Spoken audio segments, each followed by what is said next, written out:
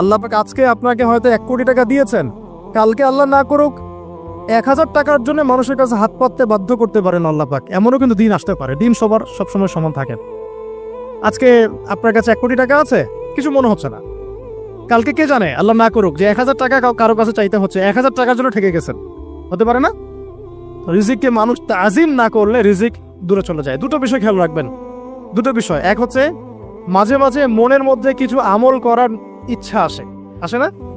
মনে হলো যে আচ্ছা একটু 10টা আয়াত পড়ি, মনে আসে না মাঝে মাঝে? এমন মনে হয় না? ওই সময় এই যে মনের মধ্যে যে এই ইরাদাটা জাগ্রত হওয়া, এটাকে আমরা বলি ওয়ারিদ। অন্য ভাষায় আপনি বলতে পারেন মেহমান। কি বলতে পারেন? এটা আল্লাহর পক্ষ থেকে আপনার কলবের মধ্যে মেহমান হিসেবে এসেছে। এখন আপনি যদি আমলটা করেন, সেই মেহমান বারবার আপনার কলবে আসবে। যদি আপনি ওই সময় আমলটা না করেন, মেহমান চলে যাবে, মেহমান অসম্মানিত হলে পরে আর আসবে না। একইভাবে রিজিক আল্লাহ পাক দিয়েছেন, এর তাজিম যদি করতে পারেন রিজিক বেশি আসবে। রিজিকের তাজিম সম্মান করতে না পারলে রিজিক আসবে না, বেশি কমে যাবে। উসমান রাদিয়াল্লাহু আনহু সবচেয়ে ধনী ছিলেন না? কেন জানেন? কেন? এটা কি জানেন কেন ধনী ছিলেন? একে তো তিনি প্রচুর দান সদকা করতেন, এটা তো আপনারা জানেনই। আরেকটা জিনিস অনেকে জানে না, তিনি উটের পিঠে বসেছিলেন, কিছু একটা খাচ্ছিলেন, এই 2-1টা দানা পড়ে গেছে নিচে। উটের পিঠ থেকে নেমেছেন, নেমে সেই দানা উঠিয়েছেন, পরিষ্কার করেছেন, ধুয়েছেন, আবার খেয়েছেন। তার এই 2-4টা দানার কোনো কিন্তু মানে পরোয়া না করলেও চলে, তার প্রচুর অর্থ সম্পদ আছে। এত অর্থ সম্পদ যে তাবুক যুদ্ধের দিন 30,000 সেনাবাহিনীর দায়িত্ব নিয়েছেন। 30,000 সেনাবাহিনীর দায়িত্ব নিয়েছেন। সেনাবাহিনী যাবে, থাকবে, খাবে, তাঁবু টাঙাবে, সব দায়িত্ব তার। 30,000 সেনাবাহিনীর দায়িত্ব নেওয়া কি চারটাখানি কথা?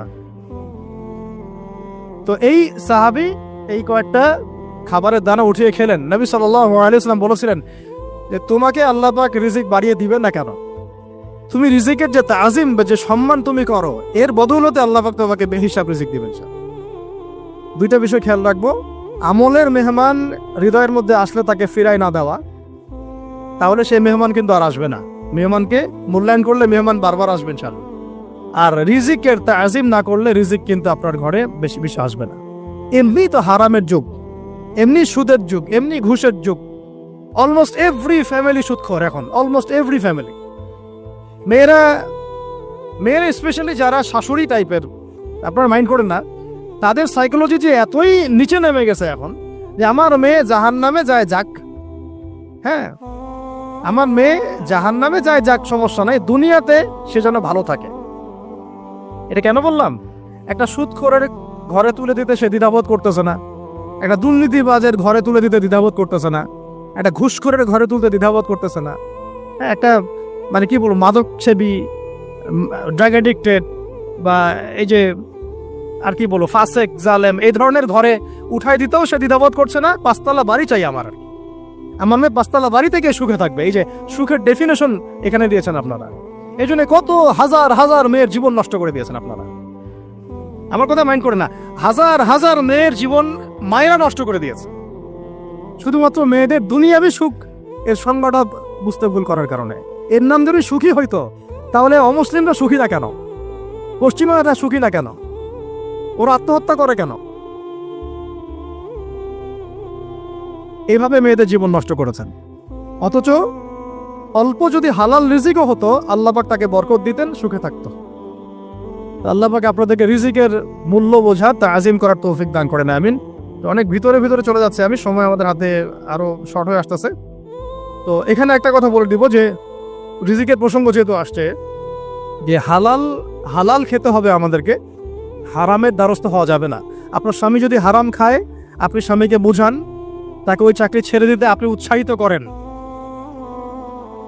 আমি আপনাদেরকে একটা অনেস্টির সাথে একটা কথা বলি, যত এই যে প্রশাসনে যত ঘুষখোর আছে, ঠিক আছে, যত দুর্নীতিবাজ আছে, যত মাদক সেবী আছে, মাদকের ব্যবসায়ী আছে, যত সুদখোর আছে, এরা সবাই কেন এই খারাপ কাজগুলো করে জানেন? তার স্ত্রীকে ভালো রাখার জন্য, তার মাকে ভালো রাখার জন্য, তার সন্তানদেরকে ভালো রাখার জন্য। তাহলে স্ত্রী হিসেবে, সন্তান হিসেবে, মেয়ে হিসেবে আপনি বলবেন যে আমাদের এইসব ভালোর দরকার নাই আব্বু, হে আমার প্রিয় স্বামী, আমার এসব ভালোর দরকার নাই। হে আমার ছেলে, আমার এসব ভালোর দরকার নাই, তুই হালাল পথে থাক, ওইখানে তুই আমাকে ডাল ভাত খাওয়া, আমি খুশি আছি। এভাবে আপনারা তাদেরকে মোটিভেট করেন, দেখবেন সমাজে হারাম কমে গেছে ইনশাআল্লাহ। আর হারাম খাওয়া এই ছেলে মেয়েগুলোও কিন্তু মানুষ হবে না। হারাম খাওয়া যে ছেলে মেয়েগুলো রক্ত মাংস করে উঠছে, এরাও কিন্তু মানুষ হবে না। আল্লাহ পাক আমাদেরকে হালাল খাওয়ার তৌফিক দান করেন, এবং এই হালালের জন্য আপনাদের ভূমিকা অনেক বেশি। আমরা উত্তরবঙ্গ সহ দেশের বিভিন্ন জায়গায় সফর করে যেটা দেখেছি, যত সুদী এনজিও আছে না, এনজিওগুলোর মধ্যে মহিলাদের নামই বেশি, জানেন? মহিলাদের নাম বেশি সুদী এনজিওতে। তো এই দাওয়াতগুলো আমরা মা বোনদেরকে দিতে চাই যে কোন অবস্থাতে যেন হারাম রিজিকের দিকে আপনারা না ধাবিত হন, এবং রিজিকের তাজিম করেন, পরিবারের মধ্যে হৃদ্যতা ভালোবাসা বজায় রাখেন, একে অপরকে বিশ্বাস, সম্মান এবং শ্রদ্ধা করেন। ইনশাআল্লাহ তাআলা আপনাদের পরিবারও সুখী হবে, রিজিকও সুন্দর হবে, এবং রিজিকে বরকত হবে ইনশাআল্লাহ। এরপরে আমি দু একটা পয়েন্ট নোট করেছি, বলে শেষ করে দিচ্ছি যে এটা স্পেশালি আমি আমাদের ওইসব দিনই বোনদেরকে বলতে চাচ্ছি যে বোনেরা এখনো বিয়ে শাদী করেন নাই। সেটা হচ্ছে যে বিয়ে করার আগেই দিনের বেসিক লেখাপড়া শেষ করেন। এত পাগল হওয়ার দরকার নেই।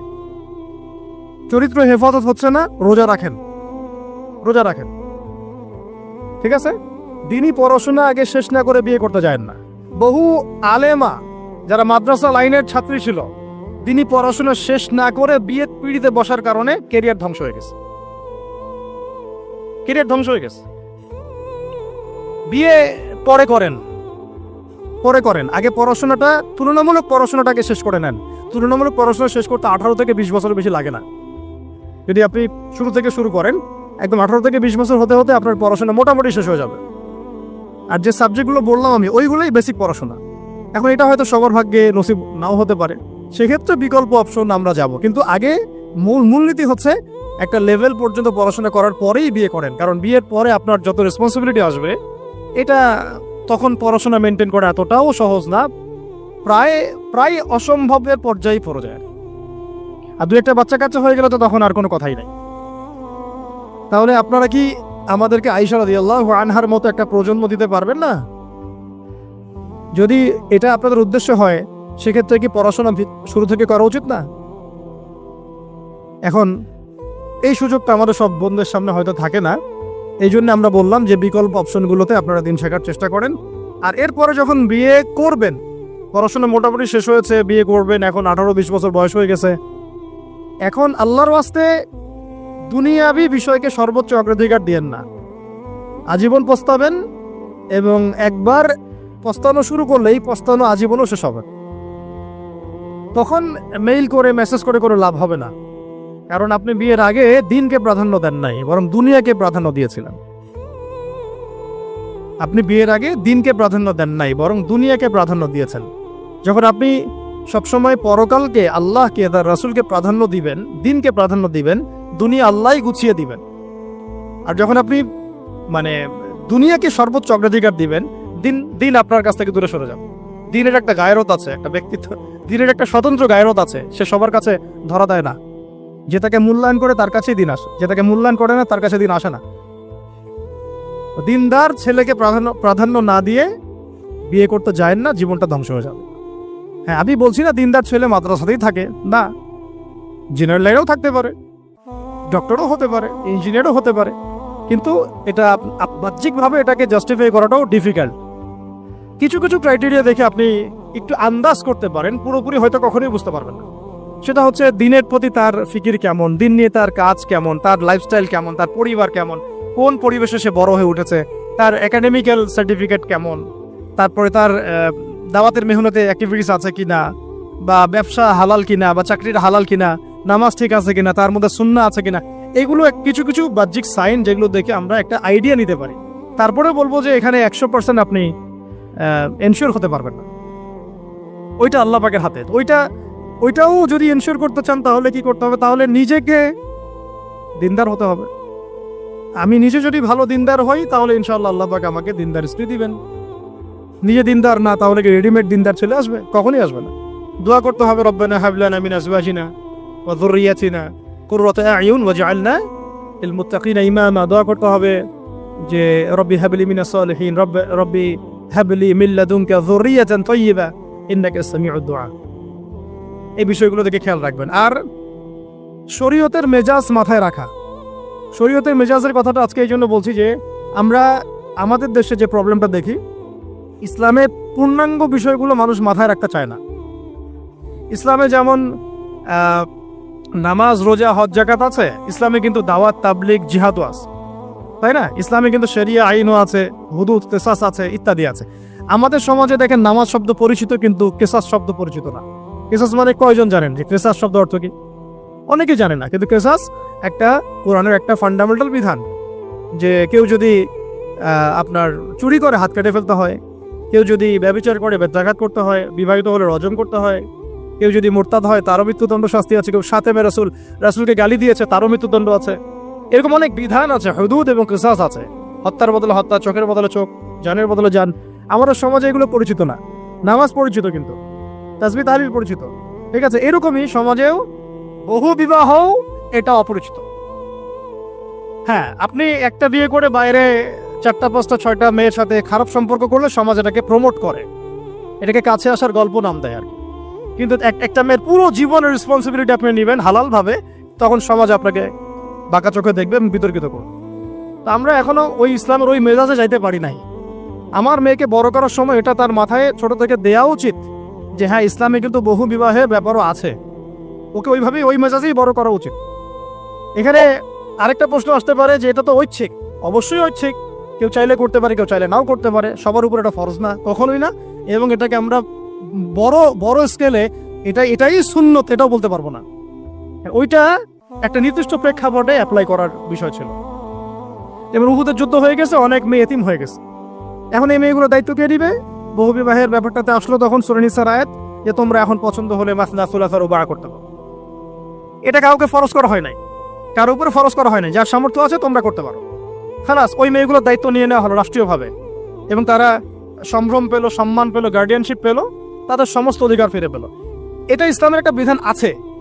একেবারে এটাকে বাদ দিয়ে এটাকে অস্বীকার করা, কুফরি করলে কিন্তু কোরআনের সাথে আপনার কুফরি হয়ে যাবে। আপনার নিজস্ব রুচিবোধ থাকতে পারে যে আমি এটাকে পছন্দ করি না, সেটা আপনার ডিসিশন, এটা কোনো সমস্যার কিছু নাই। এমনকি ইসলাম আপনাদেরকে বলেছে যে মেয়ের অনুমতি ছাড়া তাকে বিয়েও দেওয়া যাবে না। সবার নিজস্ব জায়গা থাকতে পারে, কিন্তু ইসলামের প্রত্যেকটা বিধানকে মাথায় রাখা যে এটা ইসলামের একটা অংশ। না হলে আমরা অনেক সামাজিক সমস্যার সমাধান দিতে পারবো না। বাংলাদেশে এখন 6 লক্ষ মেয়ে আছে যারা ইতিম, অবিবাহিতা, বিধবা, আরো বেশি। আমরা রাষ্ট্রীয়ভাবে তাদের কোনো ব্যবস্থা করতে পারবো না, সম্ভব না। এইখানে মেয়েদেরকে, যেহেতু মেয়েদের মধ্যে আমি কথাগুলো বলছি, এই জন্য আমি এই কথাটা টাচ করলাম যে ইসলামের পূর্ণাঙ্গ বিষয়গুলো আমাদের মাথার মধ্যে রাখা, যে আমাদের যেন এমন কোনো বিষয়কে অস্বীকার করে না বসে যেটা আবার আমাকে ইমান থেকে বের করে দিবে। আমার নিজের আমল না হতে পারে, আমি নিজে সেটা পছন্দ না করতে পারি, বা আমার মতামত থাকতে পারে, সেটা আলাদা ইস্যুস। কিন্তু ইসলামের বিধানগুলোকে আমরা কোনোভাবে যেন ডিনাই করতে না যাই, এটা আমাদের মাথায় রাখতে হবে। আর এটা সমাজের কল্যাণের জন্যই আল্লাহ রাব্বুল আলামিনের পক্ষ থেকে একটা এখতিয়ার দেওয়া হয়েছে। আর দুটা বিষয় বলে শেষ করে দিচ্ছি, সেটা হচ্ছে ওই যে ইলমের কথা বলেছিলাম শুরুতে, এর সাথে আমি আমার ব্যক্তিগত জীবন থেকে বলছি আর 3টা জিনিস ইলমের সাথে খুব বেশি কানেক্টেড, এটা মাথায় রাখবেন। একটা হচ্ছে আদব। একটা কি? আদব। আদব রক্ষা করতে না পারলে ইলম অর্জন করতে পারবেন না। তাই আদব রক্ষা করার জন্য আমাদেরকে ওই জেনারেল লাইনে পড়াশোনার মেজাজটা ত্যাগ করে আসতে হবে। আমরা ওইখানে যে মেজাজে পড়াশোনা করি, ওই মেজাজটা আমাদেরকে একটু কর্পোরেট হতে শেখায়। মানে আমি বেতন দিয়েছি 500 টাকা, আমি 500 টাকার ক্লাস পাইলাম না কেন, তাই না? মেজাজটা এরকম আর কি। অথচ এখানে ওস্তাদের দোয়া নেওয়ার জন্য আমাদেরকে সিরিয়ালে দাঁড়িয়ে থাকতে হবে। এটা হচ্ছে এই প্ল্যাটফর্ম, এটা হচ্ছে ওই অন্য জায়গা। এখানে একজন নবী হয়েও মুসা আলাইহিস সালাম যুগের পর যুগ হাঁটছেন এমন একজন ব্যক্তির সাক্ষাতের জন্য যিনি তার চেয়ে বেশি জ্ঞানী। তার নাম খিদর আলাইহিস সালাম, যিনি তাকে সাথে নিতে চাচ্ছেন না। তিনি বলছেন যে ইন্নাকা লান তাসতাতিআ মাইয়া সাবরা, তুমি তো আমার সাথে ধৈর্য ধরতে পারবে না। কিন্তু মুসা আলাইহিস সালাম তারপরে চললেন, বারবার প্রশ্ন করলেন, কিন্তু শেষ পর্যন্ত সম্পর্ক কিন্তু নষ্ট হয়ে গেল। মনে আছে কি সূরা কাহফের কথা বলছে। এটা হচ্ছে এই ইলমের জায়গাটা এমন একটা ইলমের জায়গা যেখানে আদব রক্ষা না করলে ইলম পাওয়া যাবে না। আরেকটা বিষয় হচ্ছে তাসকিয়া, ইলম অর্জন করে উস্তাদের কাছ থেকে দোয়া নেওয়া এবং আত্মশুদ্ধি অর্জন করা। মনের মধ্যে কোনো হিংসা না রাখা। আমাদের সবার এখন মনের মধ্যে যে হিংসা দিয়ে ভর্তি, হিংসাগুলোকে ছেড়ে দেন, মন বড় করে ফেলেন, আল্লাহর জন্য ছেড়ে দেন। হিংসা ত্যাগ করেন, গীবত করা বন্ধ করে দেন, অপবাদ দেয়া তো একেবারেই নিষেধ। পরশ্রী কাতরতা ছেড়ে দেন, মনটাকে একদম খালেস করে রাখেন। একদম সাহাবী সম্পর্কে নবীজি বলছেন, এই যে এখন যে সাহাবী ঢুকবে মসজিদে ও জান্নাতি, সবাই আগ্রহ নিয়ে বসে আছে কে এসে ঢুকলেন জান্নাতি। পরের দিনও সেম কথা, এখন যে ঢুকবে সে জান্নাতি। সেম সাহাবী ঢুকলেন, পরের দিনও সেম কথা, এখন যে ঢুকবে সে জান্নাতি। সেম সাহাবী ঢুকলেন। এবার একজন সাহাবী কৌশল করে তার বাসায় গেলেন, দেখি তো কি আমল করে সে। তো দেখলেন তো রাত্রেবেলা তাহাজ্জুদও উঠতেছে না, এসব নামাজ পড়ে ঘুমায় গেছে, ফজরের নামাজে উঠলো। 3 দিন থাকলেন, 3 দিন সেম সেম। তখন তিনি বললেন, আচ্ছা ভাই, তোমার ব্যাপারে নবীজি এরকম মন্তব্য করেছেন, তোমাকে তো এমন কোনো খাস আমল করতে দেখলাম না।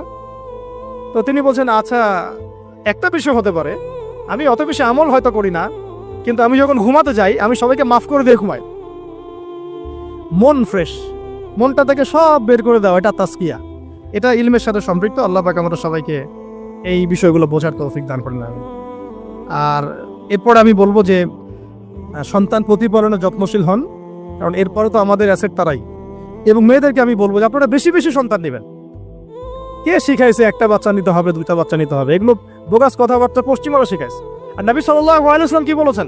আমি সেই নারীদেরকে নিয়ে গর্ব করব যেই নারীরা বেশি বেশি সন্তান জন্ম দিতে পারে। আমি আমার উম্মতের সংখ্যা নিয়ে গর্ব করব।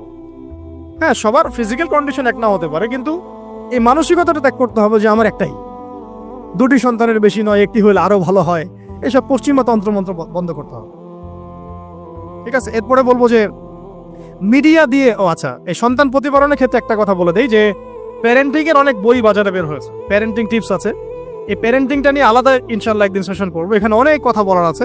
সন্তান প্রতিপালন একটা শিল্প, সন্তান প্রতিপালনটা একটা শিল্প, খুব ধৈর্যের কাজ, সবরের কাজ, লেগে থাকার কাজ। সন্তানকে সময় দেয়া, ওর খাবারের দিকে খেয়াল রাখা, ওর মানসিকতার দিকে খেয়াল রাখা, ওর ফিজিক্যাল অ্যাক্টিভিটিস দিকে খেয়াল রাখা, ওর মানে আত্মা দূষিত হয়ে যাচ্ছে কিনা এটা খেয়াল রাখা, ওর ভালো একাডেমিক পরিবেশ নিশ্চিত করা, ভালো ওস্তাদ দেওয়া, ওর সাথে মেশা, ওকে আদর করা, অনেক কিছু আছে। এটা নিয়ে ইনশাল্লাহ আমরা একদিন আরেকটা সেশন করবো ইনশাল্লাহ। তো সন্তান প্রতিপালনের সাথে আমি বলবো যে প্রচলিত যে মিডিয়াগুলো, এই জি বাংলা, স্টার জলসা, এই যে পিছনে লেখা আছে এটা অপসংস্কৃতি, এক কথায় বিজাতীয় অপসংস্কৃতি, এই মিডিয়াগুলো বাসা থেকে বন্ধ করে দেন। একেবারে টেলিভিশনের দরকার নেই। বাস অনলাইনে আমরাও কিছু কিছু ক্ষেত্রে আসলে আমরাও অনলাইনের মধ্যে ডুবে গেছি। আমি নিজেও ফিকির করছি, চেষ্টা করছি এখান থেকে বের হওয়ার জন্য। আপনারাও বের হন, মানে প্র্যাকটিক্যাল জীবনে আসেন। এটা একটা ভার্চুয়াল জগৎ, এখান থেকে আমরা যা দেখি এটা আমাদের মাথার মধ্যে প্রভাব বিস্তার করে। বহু সামাজিক ঘটনা এবং পারিবারিক অঘটন এই ফেসবুক, ইউটিউব থেকে হচ্ছে। এই কন্টেন্টগুলো দেখা আমাদেরকে বন্ধ করতে, বাস্তবতার সাথে এগুলো কোনো সম্পর্ক নাই। আমাদের কিতাব পড়ার অভ্যাস বেশি করে বাড়াতে হবে, ওস্তাদদের সোহবতে যাওয়া, আমল করা, কান্নাকাটি করা, দোয়া করা, ইস্তেগফার করা, আল্লাহর সাথে কানেকশন। আল্লাহ পাক আমাদেরকে মিডিয়ার এই রং ঢং বলি আমি, মিডিয়ার এই রং ঢংগুলো ত্যাগ করতে হবে। মিডিয়া একটা কিছু দেখলে আমাকে কেন কিনতে হবে? কেন আমি একটা মিডিয়াতে দেখলাম যে এরকম একটা নতুন অর্নামেন্টস আসছে, আমাকেই কেন কিনতে হবে? কেন আমাকে, কেন আমি ওটার জন্য আবার বাসা চাপ দিব? কেন ওইটা আমি আমার পরিবারের ফাসাদ সৃষ্টি করার কারণ হবে? প্রয়োজন নাই। আর আমাদের মানে মাদ্রাসার মেয়েদেরকেও এসব থেকে দূরে রাখতে হবে, মিডিয়া থেকে দূরে রাখতে হবে। মানে সব মিডিয়া উপকারী না, বরং মিডিয়ার মধ্যে 99% ইসলামিক মিডিয়া না। যদি এটা হতো যে সব এর মধ্যে অ্যাটলিস্ট 10% ইসলামিক মিডিয়া, তাহলে বলতাম ওগুলো অ্যাটলিস্ট দেখেন।